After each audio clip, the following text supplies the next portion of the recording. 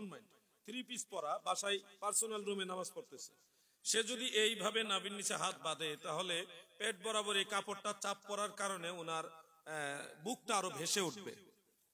যে দৃশ্যটা একটা দৃষ্টিকটু, অসুন্দর। ডোন্ট মাইন্ড প্লিজ, আমাদের মাসআলাটা বোঝানোর জন্য বলতেছি, আমাদের সবার মা বোন আছে। তাহলে এই দৃশ্যটা, এখানে হাত বেঁধে দাঁড়ানোর কারণে ওনাদের স্তন বা বুক এটা আরো ভেসে উঠতেছে, এই দৃশ্যটা। আর আরেকজন মা বা আরেকটা বোন, সে নাভির নিচে হাত না বেঁধে বুকের উপরে না, বুক বরাবর হাত বাঁধছে, তখন তার স্তন বা বুক আরো ঢাকনা পড়ছে, ভেসে উঠা তো দূরের কথা, আরো ঢাকনা পড়ছে। এই দুইটা দৃশ্য, একজন মেয়ে একটা বোন দাঁড়াইছে নাভির নিচে এইভাবে হাত বেঁধে, যার ফলে তার বুকটা ভেসে উঠছে, আরেকটা বোন পাশাপাশি দাঁড়াইছে, সে বুক বরাবর হাত বাঁধছে, যার ফলে বুকটা আরো ঢাকনা পড়ছে, লজ্জাস্থান ঢাকনা পড়ছে। এই দুইটা পজিশনের মধ্যে কোনটার মধ্যে আপনারা বিনয় আদব বেশি বুঝেন? যেটার মধ্যে বুক ভেসে আছে ওইটা, যেটার মধ্যে বুক ঢাকনা পড়ছে ওইটাই তো। তাহলে কোরআন অনুযায়ী আল্লাহ তো বলে নাই যে নাভির নিচে হাত বাঁধো, বুকের উপরে হাত বাঁধো, কোনটা বলেন? আল্লাহ বলছে বিনয়ের সাথে দাঁড়াও। ওয়াকুমু লিল্লাহি কানিতিন, তোমরা আল্লাহর প্রতি বিনয়ের সাথে দাঁড়াও। এমনি তো মহিলাদের নামাজের কিছু পার্থক্য, ভিন্নতা রয়েছে। আমরা সেজদা দিলে, সিনা সেজদা দিলে, খেয়াল করেন, এদিকে যান, আপনারা ওয়াজ করলে তো আমি আর ওয়াজ করতাম পারতাছি না। কি যে ওয়াজ, সব ওয়াজ আজকে এখান থেকে বাড়ি করছে।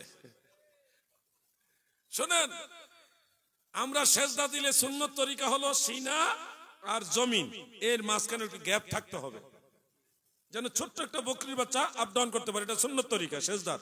হাত সেজদা দেওয়ার পরে হাত দুইটা এভাবে একটু উপরের দিকে রাখবেন, কুকুরের মতো এভাবে ইয়ে করবেন না, মানে কোন মাটিতে বিছাই দিবেন না, একটু হাত এভাবে উঁচু করে রাখতে হবে। এটা হলো পুরুষের জন্য মাসালা।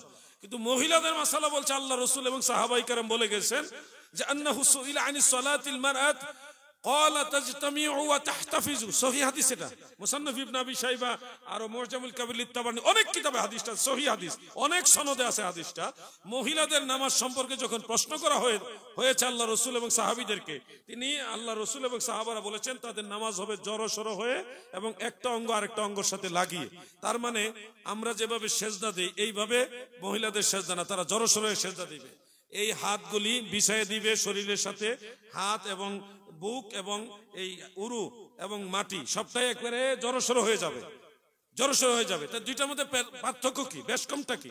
বেশকমটা হইলো পুরুষ যেভাবে সেজদা দেয় এইভাবে যদি একটা মেয়ে, একটা বোন সেজদা দেয়, আপনার স্ত্রী যদি সেজদা দেয়, আপনি দেখবেন ওনার লজ্জাস্থানটা, স্তনটা ঝুলে থাকবে, দৃশ্যটা খুবই অসুন্দর দেখা যাবে।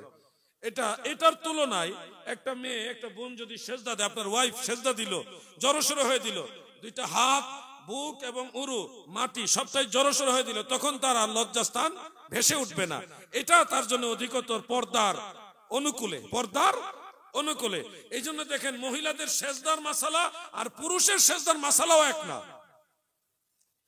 একজন পুরুষ হাত তাকবীরে তাহরিমার সময় তোলার সময় মাসালা হলো কান পর্যন্ত, কানের লতি পর্যন্ত হাত তুলতে পারবে, সহিহ মুসলিম হাদিস আছে, আবু দাউদ শরীফ হাদিস আছে, কান পর্যন্ত আল্লাহু আকবার। কিন্তু একজন মহিলার জন্য এত জরুরি দেয় না, মহিলারা জাস্ট হাত বুক বরাবর ইশারা করে বেঁধে ফেলবে। কোন কোন রিওয়ায়াত আছে এই কাঁধ বরাবর ইশারা করে বেঁধে ফেলবে, বুক বরাবর আর কাঁধ বরাবর প্রায় কাছাকাছি, ইশারা করে তারা বেঁধে ফেলবে। এই বেশ কমটা হলো কেন? আপনার ওয়াইফকে দিয়ে আপনি চিন্তা করেন, একজন পুরুষ হাত দূর ওঠালেও কোনো অসুবিধা নাই, ডোন্ট মাইন্ড প্লিজ। একটা মা, একটা বোন, আপনার স্ত্রী, সে যদি হাত পুরুষের মতো এতটুকু চায় তাহলে সিনাটা ভেসে উঠবে, লজ্জাস্থান প্রকাশ হবে। কিন্তু সে যদি ইশারা করে হাত বেঁধে ফেলে কোনো অসুবিধা হবে না। ইসলাম কত সুন্দর ধর্ম দেখেন। নামাজের ভিতরে যেন মহিলাদের লজ্জাস্থান প্রকাশ না হয়, এই জন্য মহিলাদের কিছু কিছু মাসআলাও আল্লাহ রাসূল এবং সাহাবারা পরিবর্তন করে দিয়েছে। সুবহানাল্লাহ। এই বিষয়গুলো আমি বিস্তারিত যদি আলোচনা করি, এটা আমার লম্বা ওয়াজের সময় দরকার। আমি শুধু এটুকু বললাম, যারা হানাফি মাযহাবের ব্যাপারে ভালোভাবে বুঝেন না, তাড়াহুড়া করে ডিসিশন নিয়ে লামাযহাবী হয়ে গেছেন, আপনারা আর একটু চিন্তা করবেন প্লিজ, আর একটু চিন্তা করেন। সারা পৃথিবীতে হানাফি, শাফি, হাম্বলি, মালিকি মাযহাবের লোক আছে, লামাযহাবী আলহামদুলিল্লাহ অনেক কমে গেছে, আমাদের বাংলাদেশে অনেক কমে গেছে। এখন কমতেছে, কারণ মানুষ এখন রিসার্চ করতেছে, গবেষণা করতেছে। আপনি বলবেন এইটা নাভির নিচে হাত বাঁধার হাদিস জয়ীফ হাদিস, আমি বলবো ভাই জয়ীফ হাদিস দরকার নাই, বুখারী শরীফের হাদিস দিয়া, মুসলিম শরীফের হাদিস দিয়ে প্রমাণ হয় নাভির নিচে হাত বাঁধতে হবে। একজন যুবক ভাই আসেন তো, আরেকজন ইয়াংম্যান আসেন, আরেকজন ইয়াংম্যান আসেন না, আপনি আসবেন? আচ্ছা ঠিক আছে, আপনি আসেন, একটু ওয়েট করেন, আমি একটা হাদিস শরীফটা শোনাই। সহিহ মুসলিম, সুনানু আবি দাউদ, আরো অনেক কিতাবে, বুখারী শরীফও তরজমাতুল বাবের মধ্যে হযরত আলী রাদিয়াল্লাহু আনহুর riwayat উল্লেখ আছে। ওয়াইল ইবনে হুজর রাদিয়াল্লাহু আনহু বলেন, রাইতু রাসূলুল্লাহি সাল্লাল্লাহু আলাইহি ওয়াসাল্লাম ইজা ইফতাতাহা সালাহ রাফা ইয়াদাইহি, আমি আমার নবীজিকে দেখেছি, আল্লাহর হাবিব দয়াল নবীজি যখন নামাজ শুরু করতেন দুই হাত উঁচা করতেন। এক বর্ণনায় আছে নবীজি কাঁধ মুবারক পর্যন্ত হাত তুলতেন, আরেক বর্ণনায় আছে কানের লতি মুবারক পর্যন্ত হাত তুলতেন। সুম্মা ওয়াদাআ ইয়াদাহুল ইয়ুমনা আলা কাফিহিল ইউসরা, এরপরে নবীজি বাম হাতের কবজির উপরে ডান হাত রাখতেন। এবার আসেন, আপনারা সবাই খেয়াল করবেন, দয়াল নবীজি বাম হাতের কবজির উপরে ডান হাত রাখছেন, এটা সহিহ হাদিস, সহিহ মুসলিমের হাদিস, বুখারী শরীফের মধ্যে আছে। আপনিও কোনো দলাদলি করবেন না, নিরপেক্ষ হয়ে যাবেন।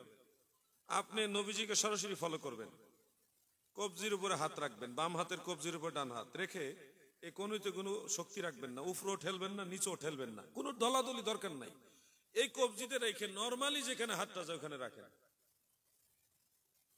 নরমালি। এবার আপনারা সবাই ওনার দিকে তাকান, ওনার হাত কি বুকের উপরে গেছে? কোথায় গেছে বলেন? নাভি বরাবর অথবা নাভির নিচে যাবে। অনেকের নাভি বরাবর থাকে, অনেকের নাভি নিচে যায়, কিন্তু কোনো মতেই বুকের উপরে হাত যাবে না। কথা কি ঠিক আছে নি ভাই? আপনি যদি বুকের উপরে তুলেন কবজিতে ধরে, তাহলে এখানে তুললে এটা জোর করে, শক্তি প্রয়োগ করে আপনি এটা তুললেন।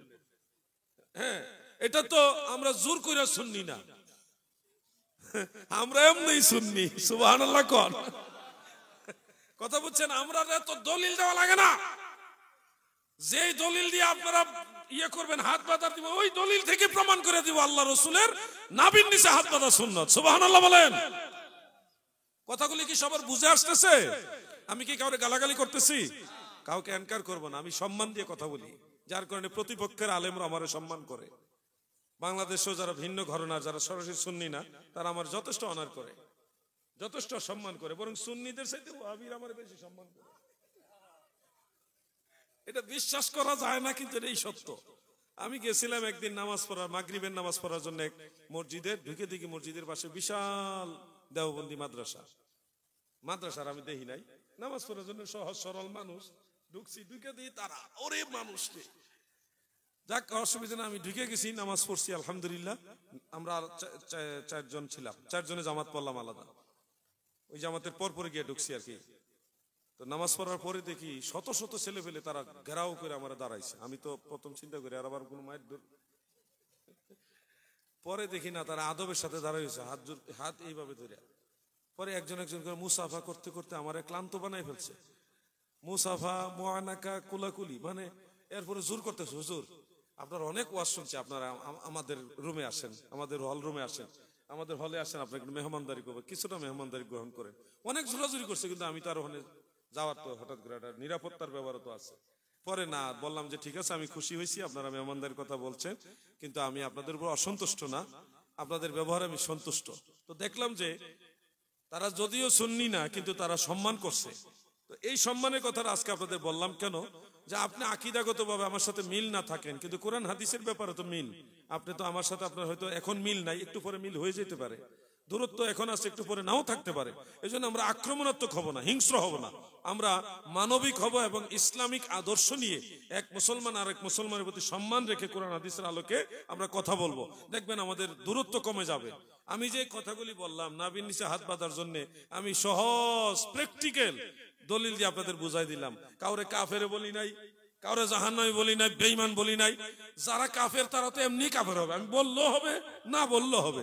তো আমি অযথা অশান্তি না করে আমি আদবের সাথে সুন্দর ভাষায় বুঝাই দিলাম যে আমাদের আমলটা রসুলে পাকের আমলের সাথে মিল।